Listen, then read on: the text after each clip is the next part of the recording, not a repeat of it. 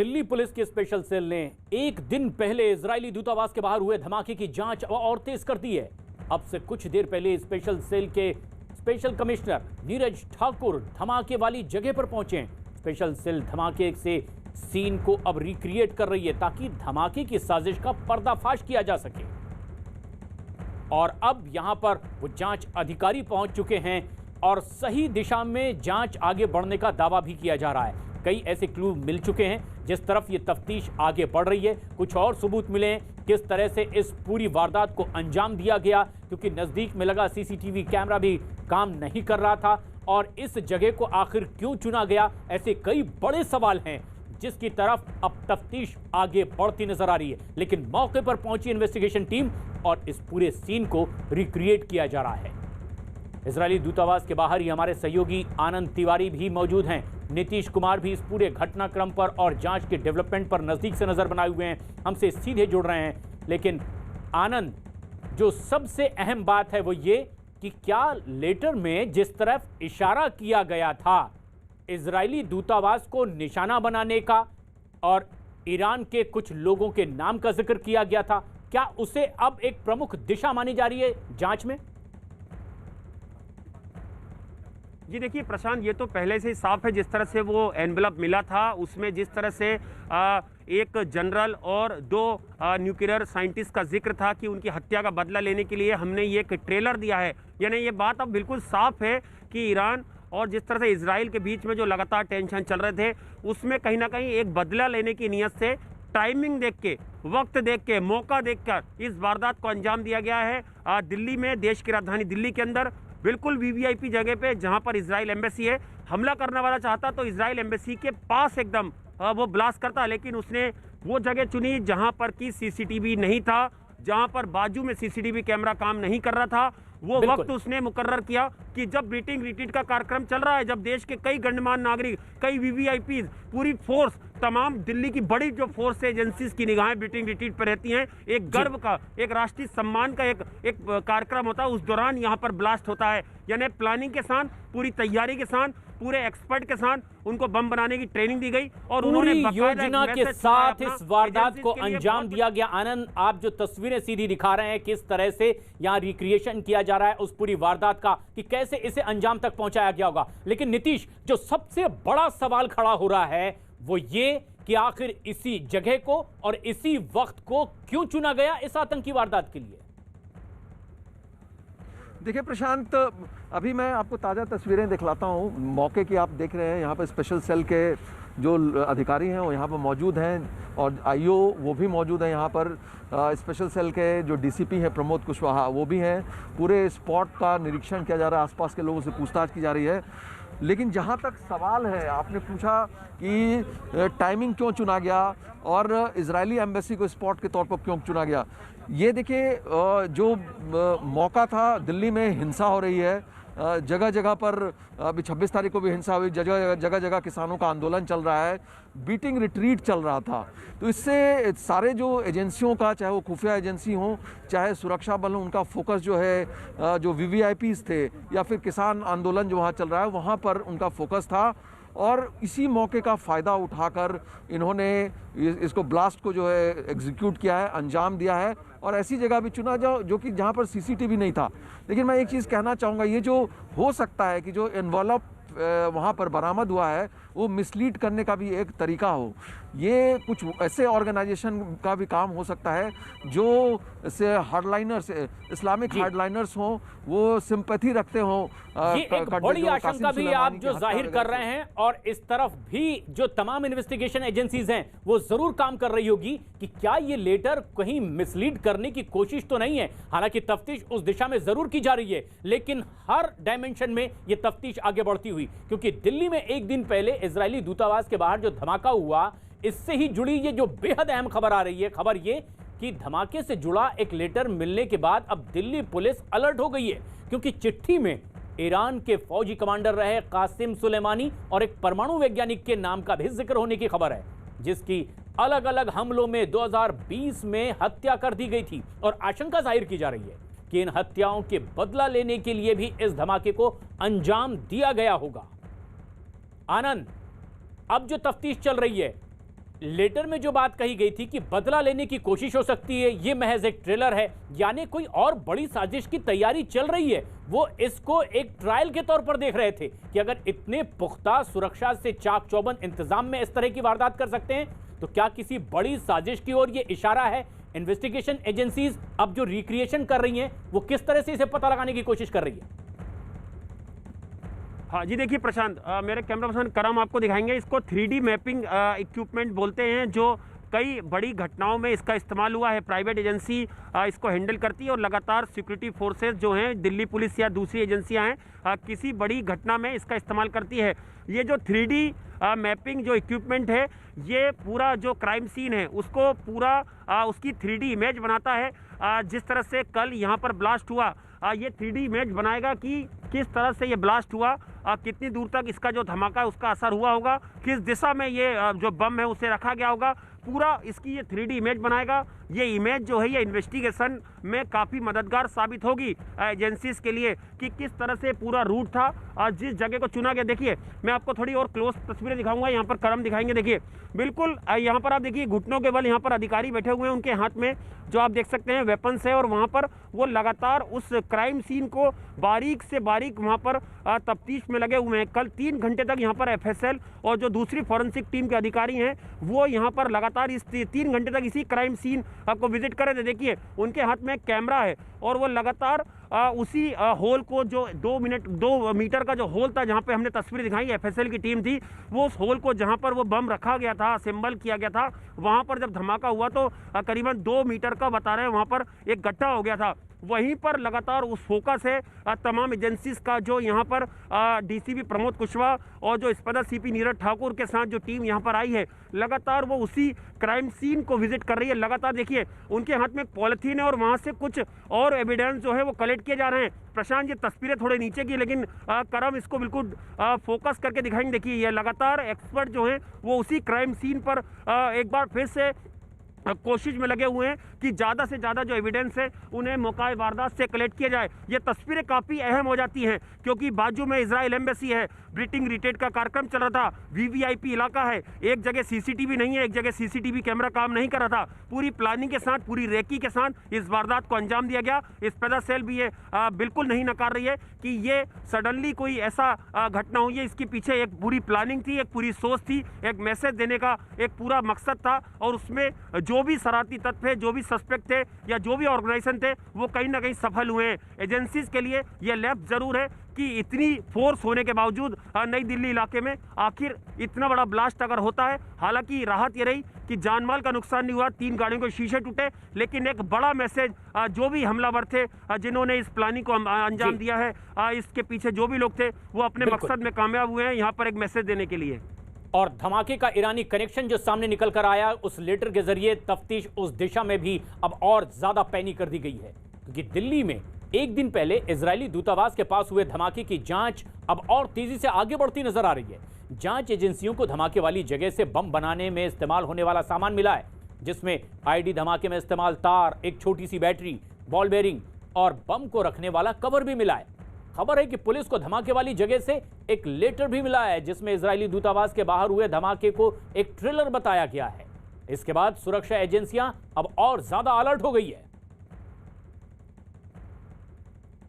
Israeli दूतावास के पास धमाके के बाद भारत में इजराइल के राजदूत रॉन मल्का ने कहा है कि धमाके की जांच में इजराइल की एजेंसियां भी भारत की जांच एजेंसियों को पूरी मदद करेगी। There has been an explosion just outside the Israeli embassy in New Delhi. Fortunately, nobody is hurt. All the diplomats and their families are safe. Thank you so much for your concern. This explosion happens exactly when we mark 29 years for the establishment of full diplomatic relations between Israel and India. And especially in these days, the strong and warm friendship between Israel and India reflects itself. We get full cooperation and support from the local police, from the Indian authorities, the Ministry of External Affairs, the Secretary of External Affairs, the NSA. They all call their counterparts in Israel, offer their support. We appreciate it so much. Thank you again for your concern. और इस तरह सिर्फ Israeli राजदूत ने नहीं बल्कि Israeli प्रधानमंत्री ने भी भारत पर पूरा भरोसा जताया है। दिल्ली में इजरायली दूतावास के नजदीक हुए धमाके पर वहां के प्रधानमंत्री बेंजामिन नेतन्याहू ने कहा है कि भारत में रह रहे इजराइल के सभी लोगों और यहूदियों की भारतीय अधिकारी सुरक्षा करेंगे। अधिकारियों के मुताबिक नेतन्याहू ने कहा कि पीएम मोदी को इस बारे में बता दिया जाए कि इजराइल को पूरा विश्वास है कि भारतीय अधिकारी घटना की गहन जांच करेंगे। साथ ही साथ भारत में रह रहे इजरायलियों और यहूदियों की पूरी सुरक्षा भी की जाएगी। दोनों देश सभी चैनलों के माध्यम से पूर्ण सहयोग पर भी सहमत हुए हैं। इजराइल के प्रधानमंत्री ने यह खुद ही बात कही। नीतीश हमारे सहयोगी इस वक्त हमसे सीधे जुड़ रहे हैं। नीतीश, अगर इजराइल ये संदेश दे रहा है कि उसे भारत की तफ्तीश पर पूरा भरोसा है, लेकिन साथ ही वो इस तफ्तीश में सहयोग का भी भरोसा दिला रहा है, क्या ये माना जाए वहां की जो सबसे मारक मशीन खुफिया एजेंसी कहलाती है वो? लेकिन इससे पहले आनंद, जो सीधी तस्वीरें आप दिखा रहे हैं उसमें क्या खास? जी देखिए, ये एक्सक्लूसिव तस्वीर दिखा रहे हैं। देखिए तमाम जो इंटेलिजेंस के अफसर हैं सेल के, वो लगातार देखिए आसपास के जितनी भी बिल्डिंग्स हैं, देखिए ये 7 औरंगजेब रे बंगला है, यहाँ पर मौका मुआयना कर रही हैं। यानी कि कोशिश की जा रही है कि बिल्कुल पूरे रूट को वेरीफाई किया जाए। देखिए हम इन टीम के साथ हैं, इनके पास एक इलेक्ट्रॉनिक फ़ोन है और ये देखिए ये एक एक्सपर्ट टीम है जो बड़ी टेरर घटनाएं होती हैं उनको हैंडल करने का इनके पास तजुर्बा है इस टीम के पास। और ये टीम लगातार डीसीपी प्रमोद कुशवाहा जो मैक के डीसीपी हैं, मैक वो जिसमें कि आईबी और तमाम इंटेलिजेंस के अफसर होते हैं, उनके स्पेशल सीपी आए। और देखिए दिल्ली पुलिस के ये तमाम अफसर हैं। और देखिए यहाँ पर ये देखिए ये लगातार देखिए यहाँ पर ये तमाम लोग जो है वो यहाँ पर पहुंचे हुए हैं। ये एक्सक्लूसिव तस्वीर हम आपको दिखा रहे हैं। तरीके के आप देखिए इलेक्ट्रॉनिक, ये देखिए आसपास की जितनी भी बिल्डिंग्स हैं, आसपास की जितनी भी बिल्डिंग्स हैं वहाँ पर उन बंगलों में लगातार ये कोशिश की जा रही है कि आखिर क्या क्या फुटेज वहाँ से मिलते हैं। देखिए सीधी तस्वीरें सबसे पहले न्यूज़ 18 पे प्रशांत हम आपको दिखा रहे हैं। ये देखिए, हालांकि मीडिया को रोका गया है और ये ज़रूरी भी है क्योंकि इन्वेस्टिगेशन कहीं ना कहीं उससे टेम्पर ना हो। मौका वारदात पे कुछ एविडेंस जो है उसके आसपास तमाम लोगों से पूछताछ की जा रही है। यहाँ पर कुछ क्लू मिल जाए किस तरह के लोग यहाँ पर रहते हैं, किस तरह का उनका मूवमेंट्स है, किन किन लोगों का यहाँ पर आना जाना है, ये पूरी चीज़ें को वेरीफाई किया जा रहा है। हर एक चीज़ बारीक से बारीक जानकारी जो है वो जुटाई जा रही है। सबसे पहले तस्वीरें हम आपको दिखा रहे हैं लगातार प्रशांत। और ये एक्सक्लूसिव तस्वीरें न्यूज़ 18 इंडिया पर हमारे सहयोगी आनंद तिवारी दर्शकों तक पहुंचा रहे हैं। इन्वेस्टिगेशन एजेंसीज के जो तमाम अधिकारी हैं वो आसपास की उन इमारतों में भी पहुंचे हैं जहां से कुछ क्लू मिल सकता है। इजरायली एम्बेसी के आसपास किस तरह की स्थिति? जी आनंद, उन बंगलों में कौन कौन लोग यहाँ पर काम करने आते हैं, किस तरह की मूवमेंट होती है, क्या कोई सुराग किसी भी शख्स से मिल जाए तो ये जांच एजेंसी के लिए काफ़ी मददगार साबित होगा। क्योंकि हम लगातार बता रहे हैं कि जो जिंदल हाउस है वहाँ पर कैमरा नहीं था, जिंदल हाउस के बाजू में जो कैमरा था वो काम नहीं कर रहा था, जो सामने कैमरे थे वो रोड की जद में नहीं आते हैं। इसलिए मुश्किल हो रहा है कोई ऐसा विटनेस मिल जाए जो बता सके कि आखिर हुआ क्या था। क्योंकि जो पीसीआर कॉल हुई है वो कोई चश्मदीद ने नहीं किए, बल्कि जो मौका वारदात पे एक दिल्ली पुलिस की पीसीआर खड़ी थी उसने धमाके की आवाज़ सुनी और उसने फिर 100 नंबर कॉल की। तो कहीं ना कहीं प्रशांत कोशिश की जा रही है कि कोई शख्स अगर कोई संदिग्ध के बारे में कोई भी घटना उस जो कल जो घटना हुई थी उसके बारे में कोई भी सुराग बता पाए तो जांच एजेंसियों के लिए काफ़ी मददगार साबित होगा। लगातार देखिए पूछताछ की जा रही है यहाँ के लोगों के मूवमेंट के बारे में। ये पूछताछ इसलिए भी अहम होती है क्योंकि डंप डाटा से कई ऐसे फ़ोन कॉल जो हैं उन्हें ट्रेस किया गया होगा कि कल जिस वक्त ये घटना हुई वहाँ पर किन किन लोगों की किस तरह की बातचीत हो रही थी।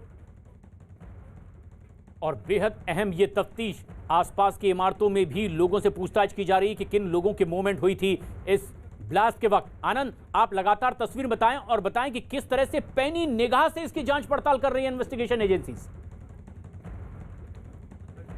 जी देखिए, हम आपको लगातार जैसे पहले ही बता रहे थे कि स्पेशल सेल ने 10 से 12 टीमें बनाई हैं। हर टीम को अलग अलग टास्क दिया गया है। एक टीम जो है वो मौका मुआयना करेगी, एक टीम जो है वो इलेक्ट्रॉनिक सर्विलांस पे नजर रखेगी, एक टीम जो है वो डम डाटा निकालेगी, एक टीम जो है वो फोरेंसिक एक्सपर्ट के साथ लगातार काम करेगी कि जल्द से जल्द रिपोर्ट आए कि ये जो एलईडी ब्लास्ट था, जो लो इंटेंसिटी ब्लास्ट था, आखिर वो किस तरह का ब्लास्ट था, उसमें जो मटेरियल इस्तेमाल किया गया वो मटेरियल किस तरह का था, कितना वक्त उसे बनाने में लगता है, किस तरह से उसकी ट्रेनिंग दी जाती है। एक टीम जो है वो धरपकड़ करेगी, जो सस्पेक्ट है उनसे पूछताछ करेगी। उस रूट पे जितनी गाड़ी निकली उन गाड़ियों को वेरीफाई किया जाएगा उनके नंबर से, और उन लोगों से पूछताछ की जाएगी कि 5:05 पे जिस तरह से पीसीआर कॉल हुई उससे ठीक 5 मिनट पहले अंदाजा लगाया जा रहा है कि ये वारदात हुई है। तो उस दौरान कितनी गाड़ियां इस रोड से निकली है और ख़ास तौर पर इजराइल एम्बेसी के पास कितनी गाड़ी रुकी, किस तरह की कैब्स रुकी, इन तमाम चीज़ों को वेरीफाई करने के लिए भी इस स्पेशल सेल की जो एक टीम है वो लगातार काम कर रही है। लगातार ये तस्वीरें हमारे सहयोगी आनंद तिवारी के जरिए पहुंच रही है कि कैसे आसपास के उन लोगों से भी पूछताछ की जा रही है कि उस घटना के वक्त उन्होंने क्या देखा, क्या महसूस किया। नजदीक के लोगों से पूरी जांच पड़ताल और पूछताछ ये भी बेहद अहम है, और ये तस्वीरें भी हम अपने दर्शकों तक लगातार पहुंचाते रहेंगे कि जांच कैसे आगे बढ़ रही है, क्योंकि इजरायली दूतावास के पास हुए धमाके के बाद दिल्ली में सभी दूतावासों की सुरक्षा अब और बढ़ा दी गई है। मुंबई में इजरायली कॉन्सुलेट की सुरक्षा कड़ी कर दी गई है, वहां क्विक रिस्पॉन्स टीम भी तैनात कर दी गई है। और इतना ही नहीं, देश भर में मंदिरों और दूसरे धार्मिक स्थलों की भी सुरक्षा अब और ज्यादा बढ़ा दी गई है। हवाई अड्डों पर भी अब सीआईएसएफ को जाने आने वालों पर कड़ी नजर रखने के निर्देश दिए गए हैं।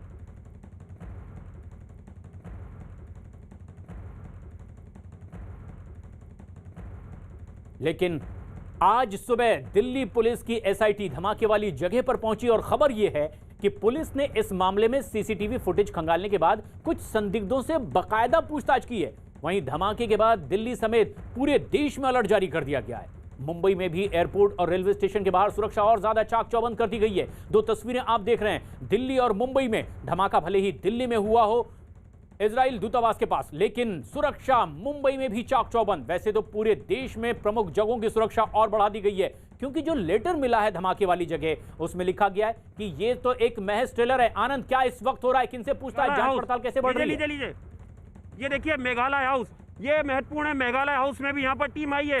ये देखिए प्रशांत, बड़ी खबर है, मेघालय हाउस से भी कुछ जानकारी जुटाने की कोशिश करी। देखिए हम आपको दिखाएंगे, देखिए ये तस्वीरों में मेघालय हाउस है। हमारे कैमरामैन करम दिखाएंगे। देखिए एक बार मेघालय हाउस यहाँ पर लिखा हुआ है। सीसीटीवी कैमरे की निगरानी में, यानी कि यहाँ के कैमरे काम कर रहे हैं। कोई क्लू मिल जाए प्रशांत, ये एजेंसी के लिए काफी महत्वपूर्ण है, इसलिए एजेंसी कोई कोताही नहीं बरतना चाहती है। गृह मंत्रालय ने सख्त आदेश दिए हैं। दिल्ली का पुलिस कमिश्नर से लगातार वो बात कर रहे हैं कि बारीक से बारीक जानकारी जुटाई जाए। NIA, IB, special cell, military intelligence और तमाम यूनिट जो हैं वो इस केस को जल्द से जल्द सुलझाने में लगी हुई हैं। और आप देखिए यहाँ पर भी मैच कुछ सेकंड रुकी टीम और यहाँ से निकल गई। गार्ड से कुछ बात करिए स्पेशल सेल के अधिकारियों ने।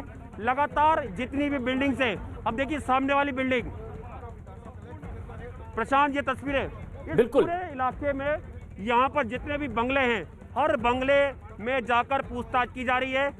कुछ सवाल स्पेशल सेल के हैं, वो सवाल पर्टिकुलर वो पूछ रहे हैं। वो चाहते हैं कि कोई जानकारी उन्हें मिले, कुछ भी जानकारी अगर कोई केस रिलेटेड अगर उन्हें मिलती है तो वो उनके लिए काफ़ी महत्वपूर्ण होगी।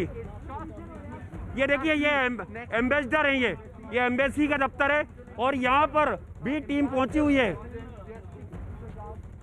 यहाँ पर कोई अधिकारी रहते हैं, देखिए वहां पर भी टीम पहुंची हुई है।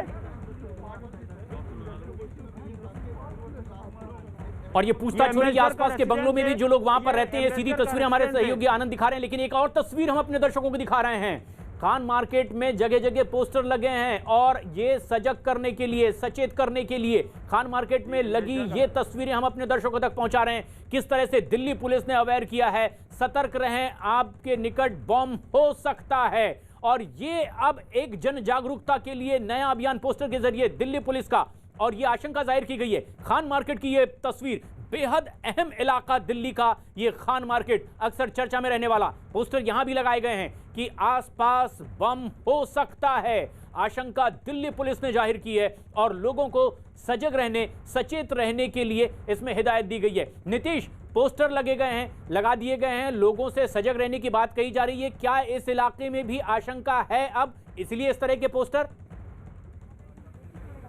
देखिए कुछ ना कुछ कहीं ना कहीं एजेंसीज को इनपुट मिला होगा और जो स्पेशल सेल से शेयर की गई है या स्पेशल सेल की जो अपनी इंटेलिजेंस की टीम है उसको कुछ ना कुछ इनपुट मिला होगा इसके बारे में।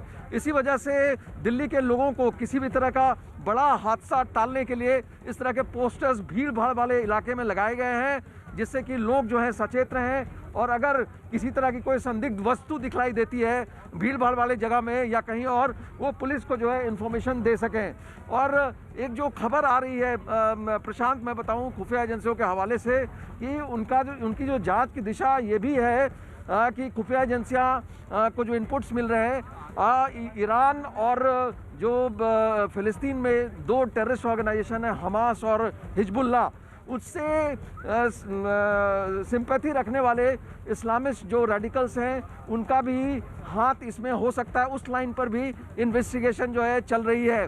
तो जाहिर तौर से हर तरह के एंगल को खंगाला जा रहा है, क्योंकि लेटर जो है इतना एक्सप्लिसिट है जिसमें साफ तौर से लिखा गया है कि हम ये ईरान में जो हत्या हुई 2 एक न्यूक्लियर साइंटिस्ट की और एक कासिम सुलेमानी की जनरल की, उसका बदला लेना चाहते हैं हम, और ये रिवेंज के तौर पर हम आपको ट्रेलर दिखला रहे हैं। और हम बहुत और बड़ी खबर इस वक्त की, दिल्ली में अलर्ट जारी कर दिया गया है। दिल्ली में जगह जगह पोस्टर लगा दिए गए हैं, लोगों को सचेत रहने के लिए कहा गया है। यह भी कह दिया गया है कि अगर आपको अपने इर्द गिर्द आसपास किसी भी तरह की संदिग्ध वस्तु दिखाई दे, तुरंत इसकी जानकारी पुलिस को दी जाए। दिल्ली पुलिस ने पोस्टर लगाए, दिल्ली के कई इलाकों में। आप सावधान रहें, खासतौर पर इस तरह की चीजें हो सकती है जिसमें कि अटैची है, ब्रीफकेस है, खिलौने हैं, मोबाइल फोन है, कैमरा है और कुछ और ऐसी टेप रिकॉर्डर नुमा चीजें हैं, टिफिन बॉक्स है। अगर ऐसी कोई संदिग्ध चीज आपको दिखाई देती है, जनता से अपील की है दिल्ली पुलिस ने कि तुरंत इसकी जानकारी दिल्ली पुलिस को दी जाए।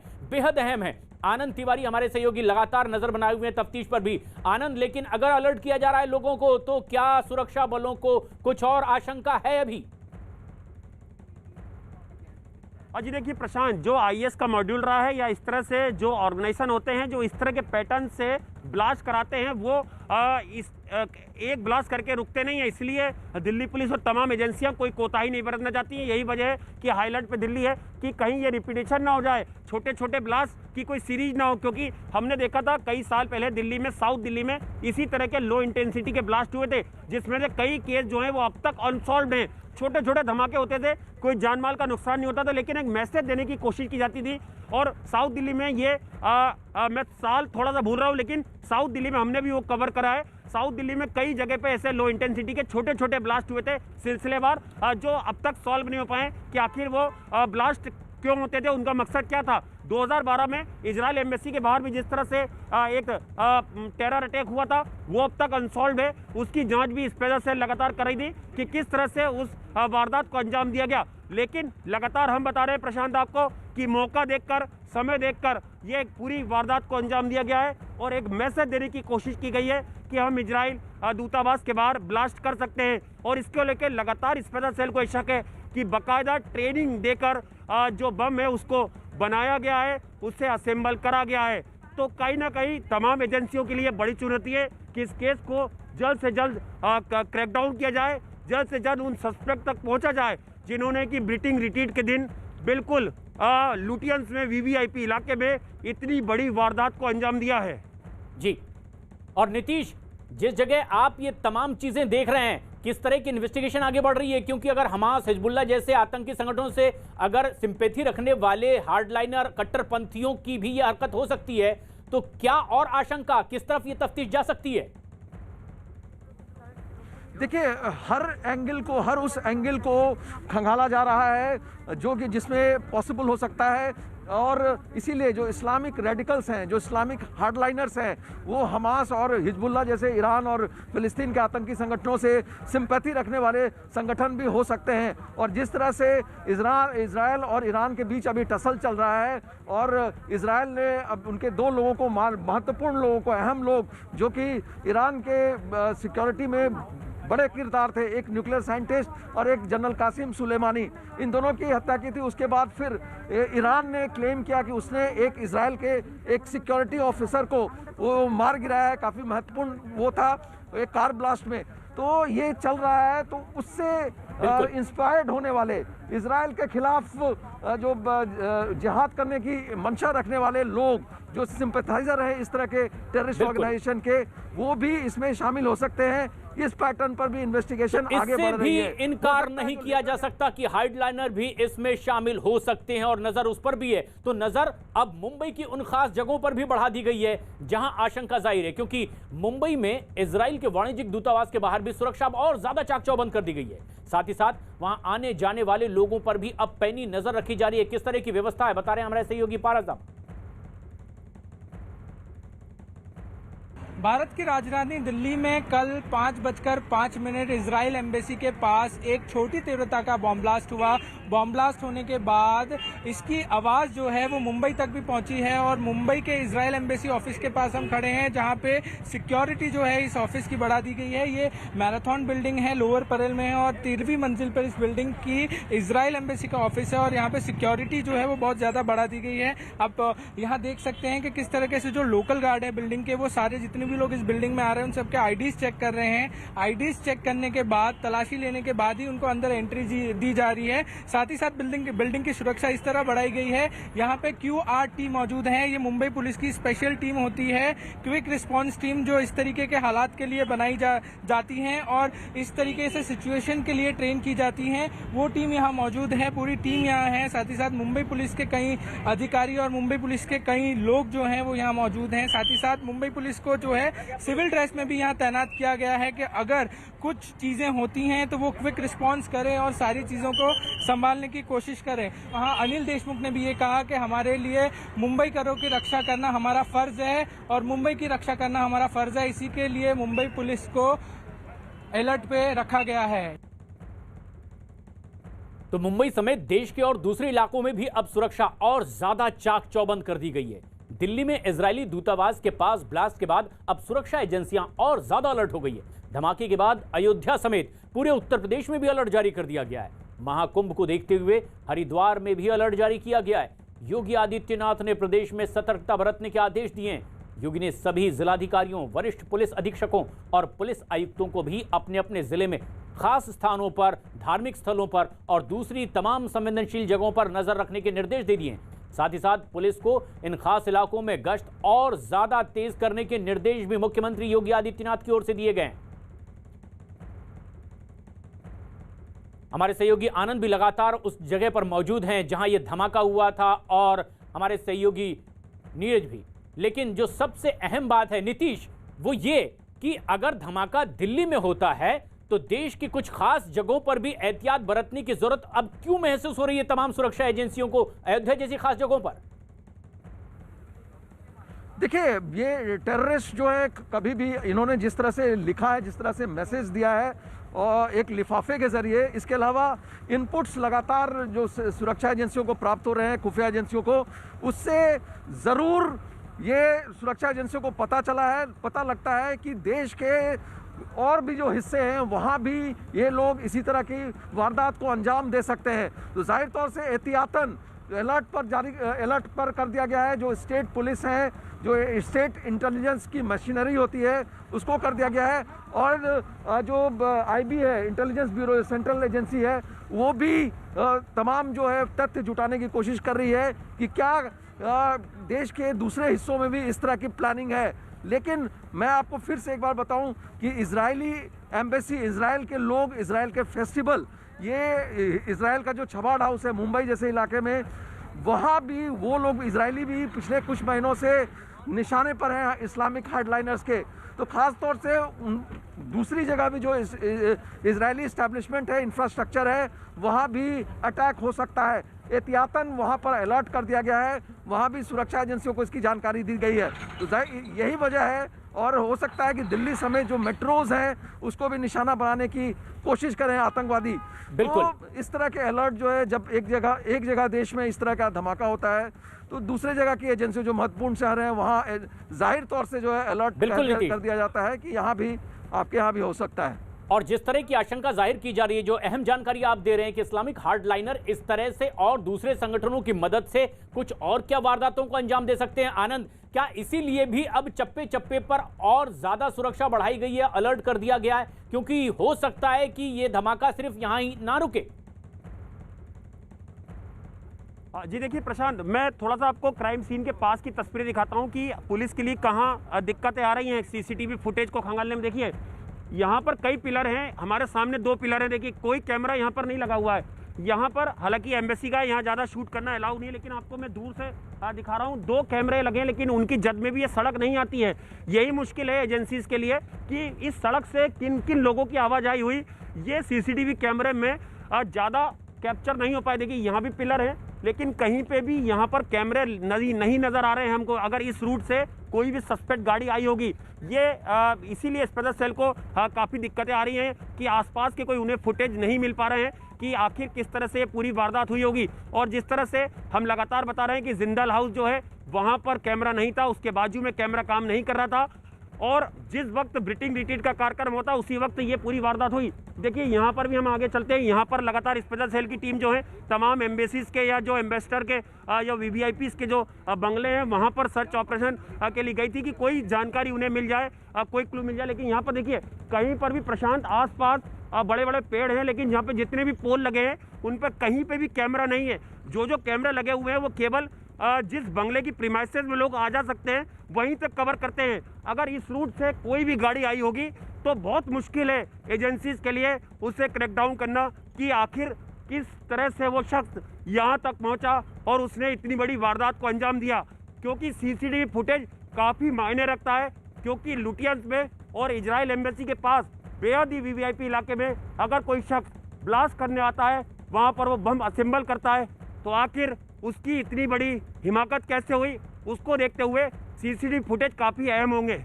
बिल्कुल बिल्कुल आनंद, और ये बेहद अहम बात आप कह रहे हैं कि ये बाकायदा रेकी करके पूरी योजना के साथ इस तरह की वारदात को अंजाम भी दिया गया है, क्योंकि इसकी तैयारी पिछले कुछ समय से लगातार जरूर की गई होगी कि कहां सीसीटीवी हैं और कहां नहीं है जहां बचकर इस तरह की वारदात हो सकती है। और अब ये तस्वीरें आप देखिए इजरायली दूतावास के पास किस तरह से तफ्तीश आगे बढ़ रही है, हर जगह पर पैनी नजर रखी जा रही है। इजरायली दूतावास के पास हुए धमाके के बाद अब दिल्ली में सभी दूतावास की सुरक्षा बढ़ाई गई है। मुंबई में इजरायली काउंसुलेट की सुरक्षा कड़ी कर दी गई है, वहां क्विक रिस्पांस टीम तैनात कर दी गई है। इतना ही नहीं, देश भर में मंदिरों और दूसरे धार्मिक जगहों पर भी सुरक्षा बढ़ा दी गई है। हवाई अड्डों पर सीआईएसएफ को आने जाने वालों पर अब और ज्यादा कड़ी नजर रखने के निर्देश दे दिए गए हैं, यानी सुरक्षा अब चप्पे चप्पे पर बढ़ाई गई है, क्योंकि आशंका अब भी बरकरार है। और ऐसे में जबकि यह आशंका बनी हुई है, नीतीश जिस ओर आप इशारा कर रहे थे, अगर भले ही फिलिस्तीन और इराक की तरफ वो आतंकी संगठन काम करते हो, हिजबुल्लाह, हमास, लेकिन क्या कुछ और ऐसे कट्टरपंथी संगठनों के साथ मिलकर कुछ और जगहों में हिंदुस्तान पर इसे अंजाम तक पहुंचाने की कोशिश हो सकती है और इसमें भी बाकी संगठनों की इन्वॉल्वमेंट हो सकती है? देखिए, इस किसी भी संभावना से इनकार नहीं किया जा सकता।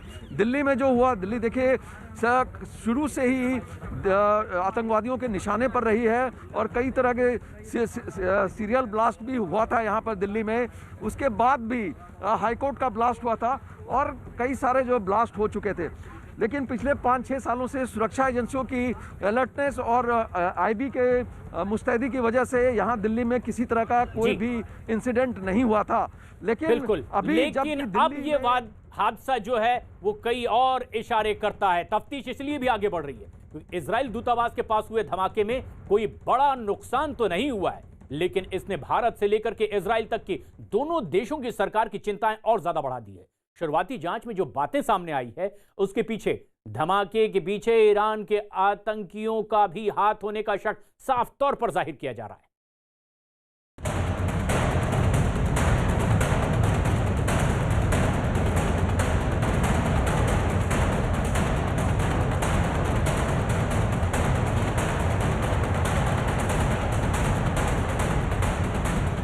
दिल्ली में इजराइल दूतावास के पास धमाका।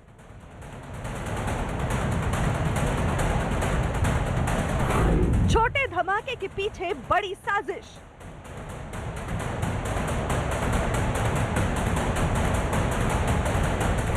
धमाके के बाद देश भर में अलर्ट। धमाके के पीछे किसकी साजिश?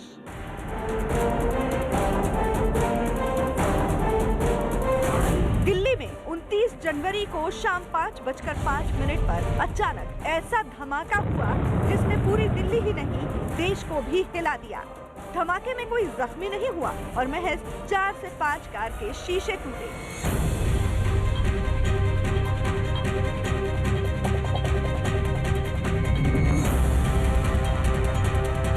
छोटे धमाके से बड़ी साजिश का ट्रायल हुआ जिसे बताया गया कि ये तो सिर्फ ट्रेलर है। धमाका हुआ तो दिल्ली दहल गई और गृह मंत्री एक्शन मोड में आ गए। देश भर में हाई अलर्ट जारी कर दिया गया। सभी एयरपोर्ट की सुरक्षा बढ़ा दी गई। भीड़ भाड़ वाली जगहों की निगरानी बढ़ा दी गई। मुंबई में रेलवे स्टेशन की सुरक्षा बढ़ाई गई और धमाके के जांच की जिम्मेदारी स्पेशल सेल को सौंप दी गई। मौके से एक सीसीटीवी कैमरे की फुटेज मिली है जिसमें साल 1970 का टाइम आ रहा है, लेकिन इसमें लाइव फुटेज चल रही है। इस सबूत के मिलने के बाद आशंका जताई जा रही है कि ये ब्लास्ट किसी बड़ी साजिश का हिस्सा है। धमाका क्यों हुआ? धमाका किसने किया? और कड़ी सुरक्षा वाले इलाके में धमाका कैसे हुआ? साथ ही धमाका करने वालों की आगे की रणनीति क्या है? इसकी तलाश शुरू हुई तो इसके तार ईरान से जुड़ने लगे, जिसकी वजह धमाके वाली जगह पर मिली वो चिट्ठी है जिससे कई राज खुलने की आशंका जताई जा रही है। दावा किया गया कि चिट्ठी इजराइल के राजदूत को संबोधित की गई है और लिखा गया है कि ये एक ट्रेलर था। इसमें 2020 में 2 ईरानी नागरिकों के काम का भी जिक्र किया गया है, जिसमें ईरान के एक शक्तिशाली जनरल और ईरान के परमाणु वैज्ञानिक का भी जिक्र है। इस आशंका को बल इसलिए भी मिल रहा है क्योंकि 23 जनवरी को ही भारतीय एजेंसियों ने यरूशलेम के यहूदियों पर संदिग्ध हमले के बारे में अलर्ट जारी किया था। चिट्ठी में ये बातें सामने आई तो सवाल उठने लगे कि क्या ये धमाका ईरान के जनरल सुलेमानी की मौत का बदला था या फिर इजराइल ईरान की दुश्मनी का धमाका था। ये सवाल इसलिए क्योंकि साल 2012 में 13 फरवरी को दिल्ली में इजराइल के राजनयिक की कार में एक बाइक सवार ने चुंबक से चिपकने वाला एक बम चिपका दिया था, जो कार के प्रधानमंत्री निवास के पहुंचते ही फट गया था। इस हमले में इजरायली राजनयिक की पत्नी जख्मी हुई थी और जांच में दिल्ली पुलिस की स्पेशल सेल को हमले के पीछे ईरानी खुफिया एजेंसी का हाथ होने की तरफ इशारा करने वाले सबूत मिले थे। यही वजह है कि स्पेशल सेल और दिल्ली पुलिस इस एंगल से भी जांच कर रही है। सवाल ये भी है कि क्या ये धमाका भारत इजराइल की दोस्ती पर चोट की साजिश है, क्योंकि ये धमाका उस दिन हुआ जिस दिन भारत और इजराइल के कूटनीतिक संबंधों के 29 साल पूरे हुए। There has been an explosion just outside the Israeli embassy in New Delhi. Fortunately, nobody is hurt. All the diplomats and their families are safe. Thank you so much for your concern. This explosion happens exactly when we mark 29 years for the establishment of full diplomatic relations between Israel and India. And especially in these days, the strong and warm friendship between Israel and India reflects itself. देश की राजधानी के सबसे सुरक्षित इलाके में high alert के बीच Israeli दूतावास के करीब हुए बम धमाके ने कई सवाल खड़े कर दिए हैं। दिल्ली पुलिस इसकी जांच में पूरी दम लगा रही है, तो वहीं चिट्ठी में धमाके का ईरान कनेक्शन मिलने के बाद सुरक्षा एजेंसियां ईरान और इजराइल के बीच चल रही तनातनी के एंगल को भी अहमियत दे रही हैं। इस बीच सरकार पर देश में मौजूद रहकर धमाके करने वालों का जल्द से जल्द पता लगाने का दबाव भी है, तो वहीं इजराइल से मजबूत कूटनीतिक रिश्ते बनाए रखने का भी दबाव है। बच्चे चाहें तो देश बदल दें, बच्चे चाहें तो नदी की धारा को मोड़कर रख दें, और ऐसे ही कुछ अद्भुत यंग जीनियस के साथ नेटवर्क 18 दिखा रहा है एक अनोखा शो बायजूस यंग जीनियस। आज शाम 7 बजे न्यूज 18 इंडिया पर देखिए एक बच्चा जिसका दिमाग चाचा चौधरी से भी ज्यादा तेज चलता है। पश्चिम बंगाल के अलीपुरद्वार में रहने वाला 10 साल का ये वंडर किड 9 ऐप बना चुका है। चैटिंग के लिए बनाया उसका ऐप मीट काफी लोकप्रिय भी है, और इस बच्चे का कोई गुरु नहीं है। उसने खुद लाइब्रेरी से किताबें पढ़ी, ऑनलाइन क्लास लेकर कोडिंग के गुर सीखे और फिर एक से बढ़कर एक ऐप बना लिए। लेजेंडरी रनर्स और लूडोशिप जैसे उनके बनाए गेम धूम भी मचा रहे हैं। और आज शाम 7 बजे न्यूज 18 इंडिया पर देखिए इस जीनियस का दंग कर देने वाला जुनून। जरूर देखें बायजूस यंग जीनियस।